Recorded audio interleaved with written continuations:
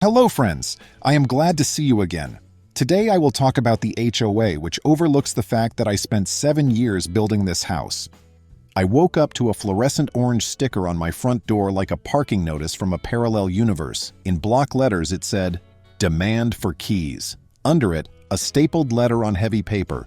Per community safety protocol, deliver 2 working keys and 1 garage remote to the association office by Friday at noon. Failure to comply may result in fines, suspension of access to amenities, and legal action. As previously explained, your dwelling is association property until you've satisfied all compliance items. I read that last sentence twice, then once out loud just to hear how absurd it sounded. Your dwelling is association property. It's not, it's mine. I spent 7 years building it, nights, weekends, vacations, 1 sheet of plywood at a time. I designed the foundation forms in the dead of winter with a cheap headlamp and a thermos. My dad taught me how to scribe stair treads on that front porch. I framed walls until my hands were clawed. I tiled that shower while listening to baseball on a radio that only picked up 2 stations. The only association that ever owned this place was a brave little union of me, a pickup truck older than some of my neighbors' kids, and a stubborn streak that got me through an inspection schedule that felt like a scavenger hunt. So I scrawled a note in thick marker, taped it next to the sticker, and went to work. The note read, "This is my house. See you later. It was your mistake." By lunch, the group text for our street was beginning to simmer. "Did you get the key demand?" asked Tess, who just moved in and still thought the association was like a neighborhood welcome committee. "I left mine at the office," replied someone I didn't know. "It's for emergencies," another chimed in. "So the fire department can get in." But then Silas, wheelchair user, retired Army medic, smartest guy on our block, dropped a paragraph about legal access, lock boxes, and how emergency services have master keys for secured boxes if the owner opts in. "No private group can demand keys," he wrote, "unless you give them that right by contract. Check your paperwork." I checked my paperwork. I know my paperwork like I know the studs inside my walls. When I bought this lot, it was on the far edge of a new subdivision. There was a blank rectangle on the plat map labeled Tract D, Future Common Area, a promise that later morphed into a dog park with a broken drinking fountain. My parcel was outside the original recorded covenants. The developer's sales rep told me, "Your lot isn't in the association." I got that in writing, notarized, stapled, and filed with the county when the ink was still fresh. Then the market wobbled, the developer pulled out, and a different builder finished the streets. Somewhere in that shuffle, the association amended its covenants and, this part matters, tried to annex my parcel and a few others. They sent thick packets with glossy photos about the benefits of harmonious governance. I returned them unopened with a sticky note. Not applicable. I never signed. I never voted. I never agreed. Now here we were. The association wants my keys because, according to their letter, your dwelling is association property until you've satisfied all compliance items. That line buzzed around in my skull like a mosquito I couldn't swat. It was such a confident sentence, so specific, so wrong. I called the number on the letter and got a cheerful voice who introduced herself as Nova from the management company. She sounded like the kind of person who could orchestrate a wedding with a paperclip and a smile. I told her I don't owe keys because I'm not a member and my recorded deed says so. There was a polite pause. She asked for my address and parcel ID. I read it off. She put me on hold while she checked the file.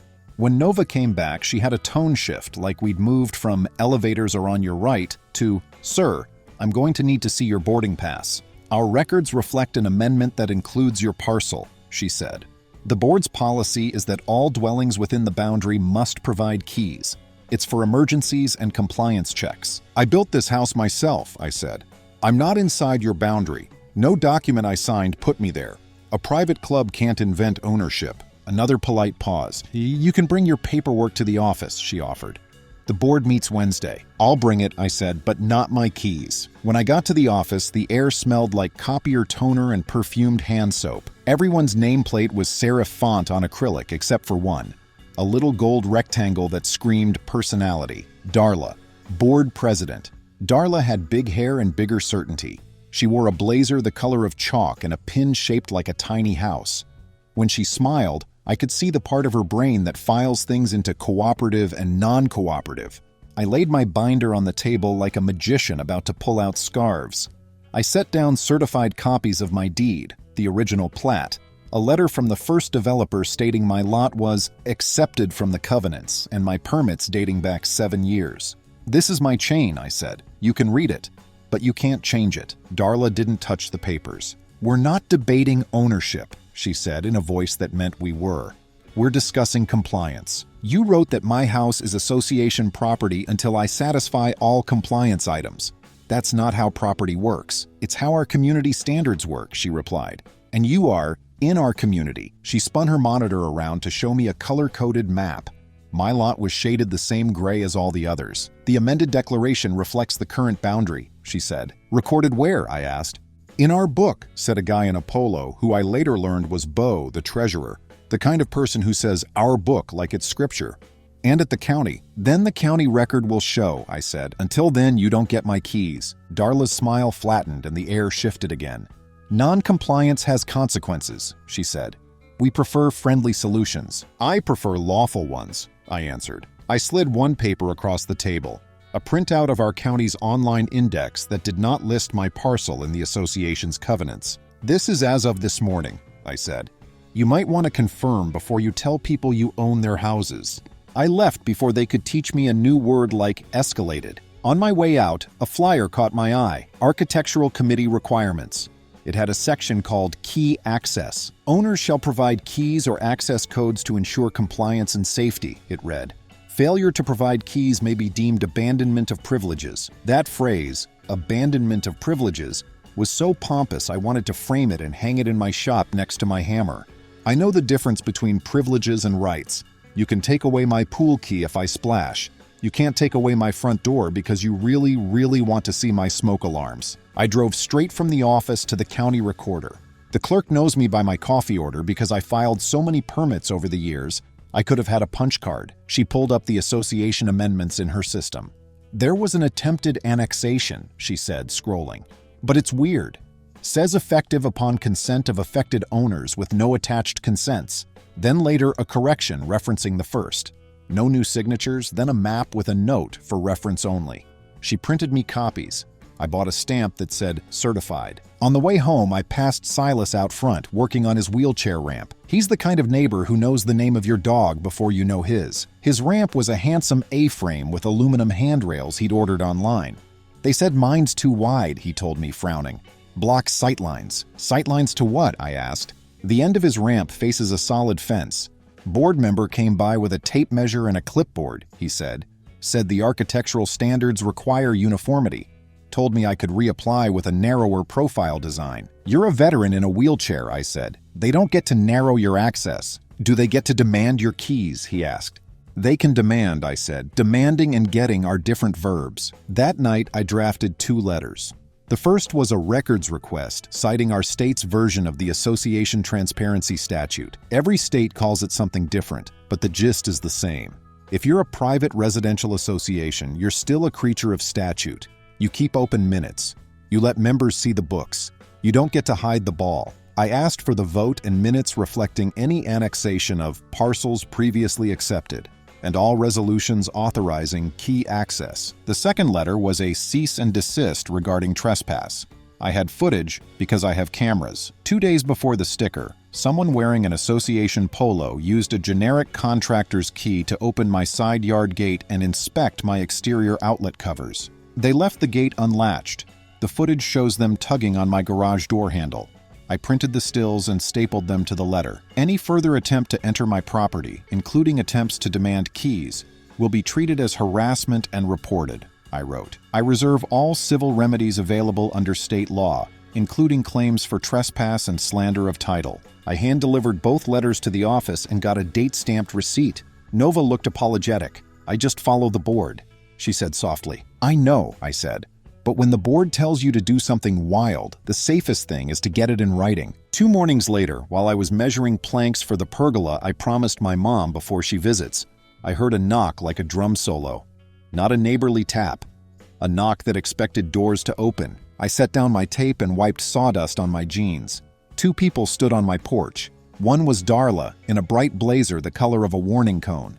The other was a man I didn't know, in a beige suit, carrying a leather folio. He had the body language of a person who shaves twice a day. "Good morning, homeowner," Darla said, like she was saying, "Good morning, defendant." I didn't invite them in. That wasn't a courtesy I extended to people who declare my house is theirs. "You're on camera," I said. I pointed up to the doorbell. "Excellent," said the man in the suit, like he'd been hoping for an audience. "I'm Quentin, counsel for the association." "You have counsel now," I said.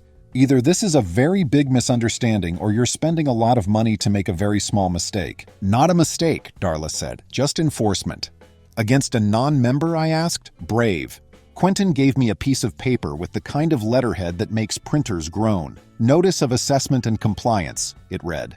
The bill listed a special assessment of $600 for security infrastructure, a $150 key non-compliance penalty, and a $75 administrative fee. It was due in 10 days. After that, interest will accrue at 12% per annum, and a lien may be recorded. "A lien?" I said calmly, because I've learned calmness is a better solvent than yelling. "On a parcel not subject to your declaration?" "Our records show otherwise," Quentin said. "My records show otherwise," I said, holding up my binder. "And if you try to slander my title, I'll see you in court. You don't want to test me on this. I built this house in 7 winters. I can outlast a policy." "Let's not escalate," Darla said, and I almost laughed because she just escalated to a lawyer on my porch. "You escalated when you tried my gate," I said. "Now you're threatening my title. That's not neighborly. That's unlawful." Quentin cleared his throat. "We're prepared to resolve this amicably," he said. "If you'll deliver the keys and sign the standard compliance form, the board will waive the penalty and discuss your exemption at the next meeting.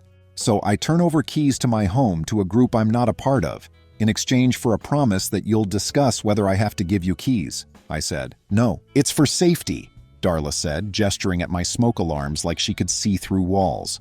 "For the good of the community." "The good of the community starts with respecting property rights," I said. "You don't get to declare emergency access to a place you don't own." Quentin's jaw tightened.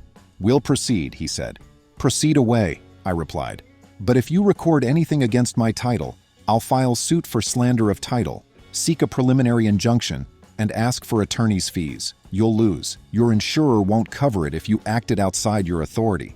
And I'll also send a letter to every owner explaining why their assessments are about to go up because you wanted my garage remote." I watched them walk down my steps like they'd discovered gravity was optional. As they reached the sidewalk, Silas rolled over from across the street, a tape measure on his lap. "How'd that go?" he asked, but he'd heard enough to know. "They brought a lawyer," I said. "Which tells me the situation is either getting serious or they think blazers and letterhead are charms." Silas smiled, grim and familiar. "Sometimes the only way through is straight through," he said. That afternoon, a copy of the assessment notice was taped to my door with surgical precision. The envelope included a summary of rights that read like I had exactly one right: to pay. I scanned it, named the file Cartoon Bill, and emailed it to a friend of mine from college, Marnie, who now practices real estate law. I didn't call in favors lightly, but Marnie had once helped me tear down a rotten shed in exchange for pizza, and I figured we were still square. Her reply was 5 sentences and 3 case citations. "They can't annex you without consent," she wrote. "If they recorded a lien, it's actionable. Don't pay a dime. I'll draft a letter." In the meantime, I decided to be the pettiest version of compliant I could be without hurting myself. I put a lockbox on my own front door with a code only I knew. I took a photo and printed a sign. "Emergency access, call 911. Owner will provide code to first responders." Then I printed another, bigger sign and taped it inside the front window, in big black letters so anyone walking by could read it. "This is my house. See you later. It was your mistake." I figured if they liked statements, I could give them one worth reading. Within a day, the neighborhood grapevine ripened. Ivy, who runs a coffee stand from a tricycle on Saturdays, brought me a cinnamon roll and the expression of a person delivering news nobody wants to own. "They posted your name on the board's page," she said. "Called you uncooperative." "I'm going to embroider it on a pillow," I said. Ivy's eyes flashed. "They threatened to fine me for the tricycle last month. Said it's commercial activity. It's coffee and donuts for neighbors. I don't even take tips. I have a jar for the animal shelter." "They like rules that feel like rulers," I said. "Straight edges they can press against people." She looked at my sign again and smiled. "That might be the straightest edge I've ever seen," she said. The next morning, before sunrise, my motion alert pinged. A figure in a hoodie approached my porch and stuck something in my rosemary bush. I slipped on boots, opened the door, and watched the back of a person jog to a car, door shutting, engine revving away. I went to the bushes. Another envelope. No stamp. Inside, final notice before Lien. It had words like statutory authority and collection escalations. It cited a statute number that didn't exist. I laughed then because stress sometimes comes out sideways. They'd managed to threaten me with a fake statute. Then I stopped laughing because a fake statute means they're not careful. And people who aren't careful with paper might not be careful with doors. I called Marnie at 7. "Send me the scans," she said, "and a photo of the envelope, and the bush for that matter. We're going to get a restraining order barring them from entering your property under color of compliance." While I waited on the legal wheels to turn, I did what I always do when my blood pressure climbs. I built something. I took cedar scraps from the pergola project and knocked together a simple bench. On the back slat, I burned a line with a wood burner I hadn't used since I made camp signs as a counselor. "This is my house." I set the bench on the porch, right under the window with the sign, and varnished it until the grain glowed. It felt like a small spell. An hour later, Nova called. "I received your records request," she said. "The board will provide redacted minutes and resolutions within 30 days. "Redacted?" I asked. "For privacy." "Whose privacy? The association's?" "I'm not a lawyer," she said. "Yeah," I said, softening because she wasn't the problem. "You might want to ask one if the board can redact votes taken in open session. Also, tell Darla and Quentin to stop sending things to my bushes at dawn." The camera caught the plate. "I'm not going to make a big deal if it stops now." Silence, then a sigh. "I'll pass it along," she said, and I believed her. Around lunch, I got a text from Silas. "Roving patrol came back, measuring my ramp again. You home?" "Give me 5, I texted back. By the time I crossed the street, a board member I hadn't met, Reese, younger, wearing a reflective vest like a costume, was crouched with a tape measure near the bottom of the ramp. He looked up when he saw me. "Common area sightlines," he said, waving at a fence like it was a window to a stage. "Guidelines say nothing can obstruct." "Obstruct what?" asked Silas calmly, because he's learned calmness too. "The fence?" "Uniformity," Reese said. "It's about aesthetics." "The Federal Fair Housing Act isn't about aesthetics," I said. "It's about access. You can write a guideline that says wheelchairs must be invisible. It's still illegal." Reese stood. "We're not discriminating," he said. "We're just applying rules." "Apply rules to your potluck schedule," I said, "not ramps." He flushed, put away the tape measure, and told Silas to expect a notice. Then he walked off at a clip. Silas watched him go and shook his head. "If I were mean, I'd park in front of the clubhouse ramp with a wagon full of tennis balls," he said. "Save your energy," I said. "We're going to need it." That evening, Marnie emailed a draft of a complaint so clean, I wanted to frame it with my cedar scraps. It asked the court for a declaratory judgment that my parcel is not subject to the association's covenants, an injunction barring the association from entering my property or demanding keys, and damages for slander of title if they dared to record anything. It also included a separate letter to the association's insurance carrier, outlining why coverage may be denied if the board intentionally exceeded its authority. "Sometimes the only leverage that works is letting the money people know the fire is in their kitchen," she wrote. I printed 2 copies, one to file in the morning, one to place on top of my binder like a graduation cap. I didn't sleep much. Around midnight, I took my dad's old hammer from its hook in the shop and just held it for a while, thinking about the winter we set the ridge beam while snow sifted into the rafters. He laughed when the beam swung a little and called out, "It's your house, kiddo. It'll listen to your hands." He's gone now, but every time I drive a screw, I hear that voice. It's my house, and I wasn't going to hand over the keys to people who think compliance items are sacred texts. In the morning, as the first sun lit up the cedar bench, I found 3 small stones stacked on the corner of my porch. I looked around and saw Ivy waving from her trike. "For luck," she said, "and because I like your sign." Over coffee, I reread the letter that started this whole theater. "Your dwelling is association property until you've satisfied all compliance items." It would have been hilarious if it wasn't so close to dangerous. So I wrote one more letter addressed to every neighbor I knew and a few I hadn't met yet. I told them the facts. That an attempt was made to annex parcels without consent, that the board was using a phony statute on a notice, that a ramp was about to become a battleground, that keys were being demanded, not requested, and that if we didn't set a boundary here, the next boundary would move again. I ended it with a simple line. "This is not about coffee carts or pergola colors. This is about ownership. By noon, the neighborhood was humming. People stopped by to look at the cedar bench and read the window sign. Tess brought lemonade and asked if I could help her find her closing packet because she didn't remember signing anything about keys. Priya, who teaches 4th grade, asked if an association could really force people to hand over keys. They can't, I said. Not without an enforceable contract. And even then, I raised a finger. Good luck to any group trying to hold the keys to half a town in a lockbox. Around 2, a patrol car rolled by slow, then slower. The officer parked and walked up my path with that easy, measured gait that says, "I'm here to listen." He introduced himself as Gage. "We received a civil standby request from a property manager," he said. "Said there might be a disagreement about access." "Come sit on the bench," I said. I explained, showed him my deed, the fake statute notice, the camera stills. He nodded. Took notes. "This is a civil matter," he said. "But if anyone tries to force entry without lawful authority, you call us." "Can I file a trespass complaint for the gate incident?" I asked. "You can," he said. "Or you can keep it in your pocket. Up to you." I thought about the morning stones stacked on my bench. "I'll keep it in my pocket," I said. "For now." Gage left me his card and an offer. "If they show up in a group, don't open the door. Call us." At 4, a mass email hit inboxes titled Community Reminder, Keys and Safety. It had friendly clip art of a key on a ribbon. It said the association requires keys to ensure safety protocols are met, and most residents have complied. It closed with, "Owners who do not provide keys may experience suspension of privileges, additional fees, and potential legal action." I replied, all with a single paragraph.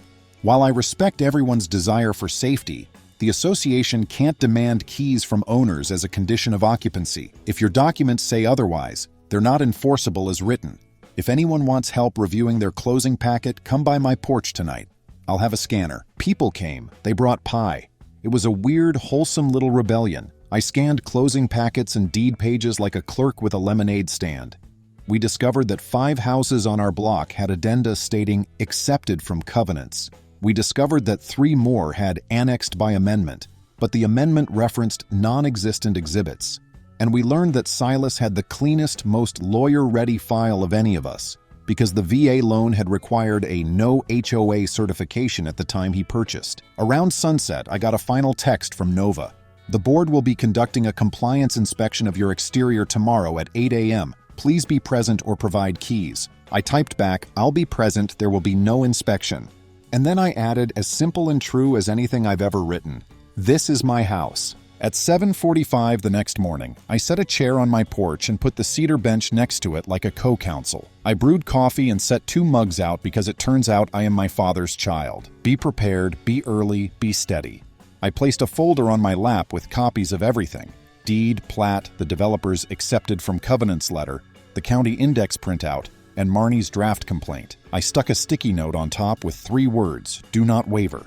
At 7:55, my doorbell camera caught a slow parade. A white SUV with the association decal crooked on the rear window, a compact car I recognized as Nova's, and a beige sedan that screamed, "Law firm partner who likes oatmeal."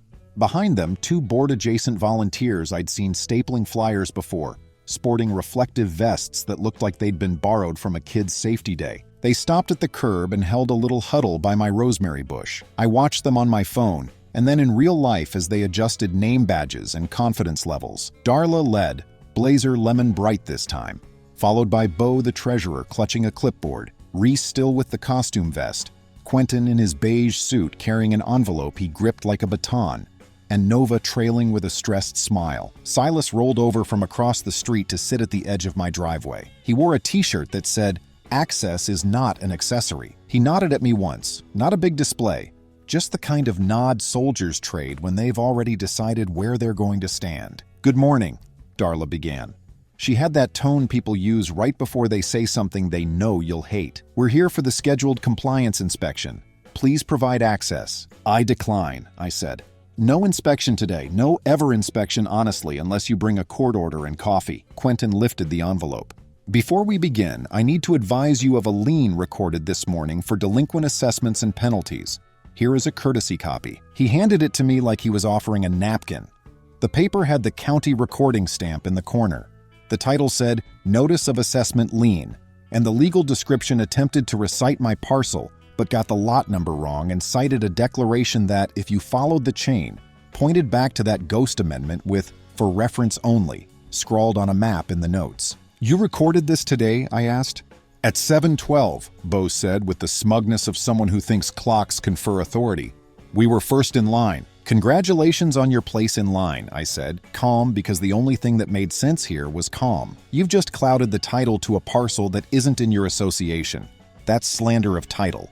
You've also tied your organization to a fake statute you cited last night, which is either incompetence or deception. Either way, thank you for the evidence." Quentin's jaw tightened like a car jack. "We don't accept your characterization," he said. "I didn't ask," I said.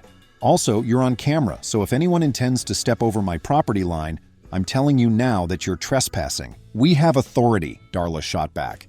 "From where?" I asked. "From your book?" "Because the county's book says otherwise." "We're not here to argue the law on your porch," Quentin said.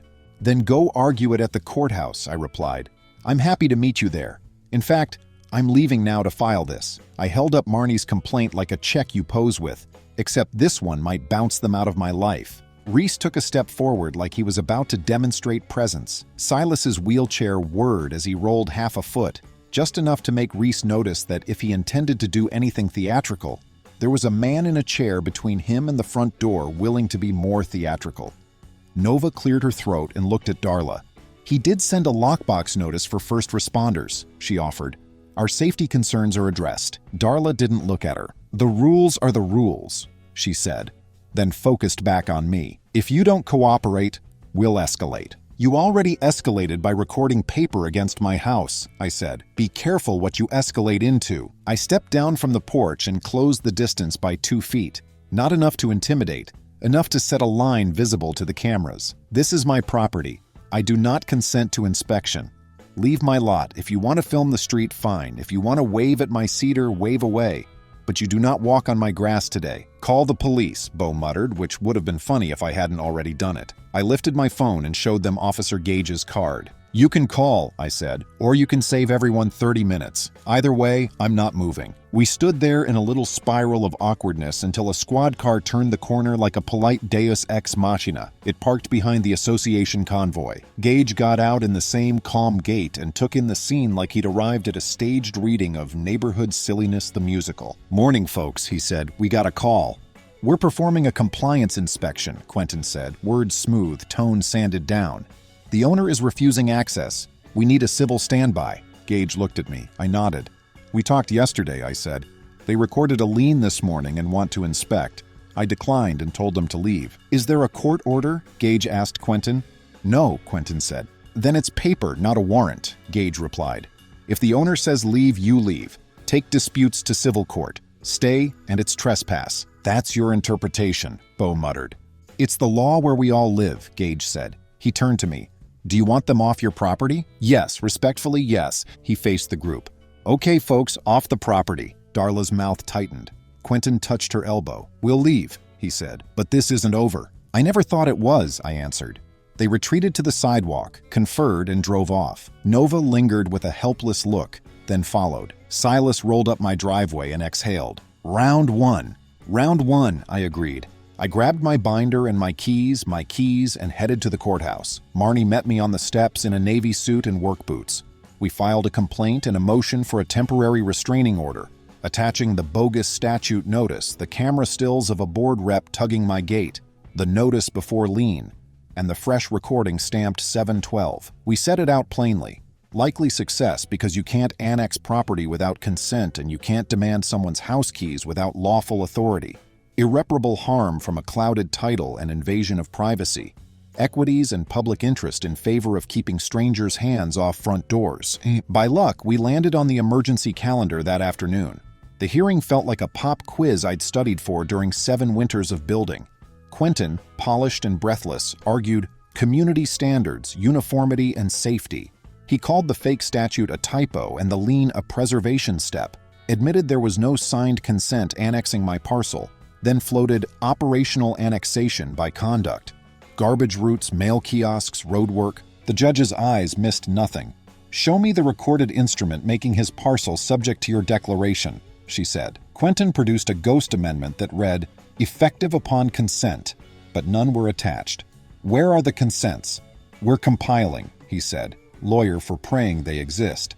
And on what authority did you demand keys? He pointed to a clause about architectural access, analogized keys to access codes, and cited a case that didn't help. Marnie, unflappable, answered that emergency access runs through the fire department's lockbox program, with owner consent, not through a private board's keyring. A lien without authority slanders title. Doubly so when your notices cite a statute that doesn't exist and you tape them into someone's rosemary bush. Our state statute requires recorded covenants to run with land. Annexations need written consents from affected owners. You can't analogize your way to the keys to a stranger's bedroom. The judge granted the TRO. The association was barred from enforcing any provision against me, stepping onto my property, demanding keys from me or any other owner as safety, or recording further paper against my title. She ordered the lien released within 5 days and set a preliminary injunction hearing. Then she added a breeze of a sentence. Counsel, address the authority for the statute you cited. I may refer this to the appropriate oversight body. Quentin swallowed a stone and said, Yes, Your Honor. We walked out into Honey Light. This is why you keep your chain clean, Marnie said, and your cameras rolling. Back home, a mini block party had sprouted. Folding table, Ivy's coffee trike, Tessa's lemon bars, Priya's chalk brigade. A note on my door read, We're with you. Your actual neighbors. I stood on my cedar bench and read the order aloud. A cheer rumbled down the street and made reflective vests quiver in a supply closet somewhere. Momentum turned. Silas requested a reasonable accommodation for his ramp. The board denied it for optics. That's a violation, Marnie said. We filed with the state civil rights agency. The association released the lien pursuant to court order and emailed that key access was suspended. The records I'd requested arrived blacked out like a spy novel, but a neighbor checked the PDF metadata and found a buried comment. We still don't have the consents. Should we attach the map anyway? The insurer sent a reservation of rights. Budgets wobbled. Silent neighbors appeared with pens. We called a special meeting to recall the board. The old guard preached sacrifice and safety. Neighbors told the truth. Ramps measured, coffee carts fined, work trucks policed, kids followed. I ended with 8 words. This is my house, see you later. Then, it was your mistake. The recall carried by a mile. May agreed to serve as interim president. Nova stayed on as manager but drew a bright line. No unlawful directives, period. The court granted a preliminary injunction and awarded my fees under the homeowner rights statute. The judge referred counsel's fake citation antics for review. Silas's complaint conciliated with policy changes, training, and a small check for his trouble. Ivy's trike got official welcome hours. The annexation attempt was rescinded, and a county notice recorded that no additional property had been annexed due to lack of consent. A letter arrived on serif letterhead. We are sorry. Later, a sticky note from new counsel. We won't be needing your keys. The punishment wasn't spectacle, but consequence. Power ceded, money spent on lessons, and meetings redirected to lights, crosswalks, and the broken gate. Instead of spare keys to bedrooms, the rules binder lost weight. Compliance returned to the shelf next to pool hours, not property rights. I moved my window sign to the shop wall, above a cedar bench where I wood-burned the sentence that carried me. This is my house, not fortress, home. The place where my dad's voice still rides the hammer, where paper is a shield instead of a weapon, where neighbors help because they want to. When the permanent injunction arrived, Silas and I clinked mugs under the pergola. The order would look boring to anyone whose morning hadn't been interrupted by false authority, but to me it read like a promise. Build, live, share coffee, and never hand over your keys to people who didn't give you the house in the first place. A breeze tugged the old sign like it wanted one last look. I let it flutter. This is my house. See you later. It was your mistake. Friends, thank you. See you soon.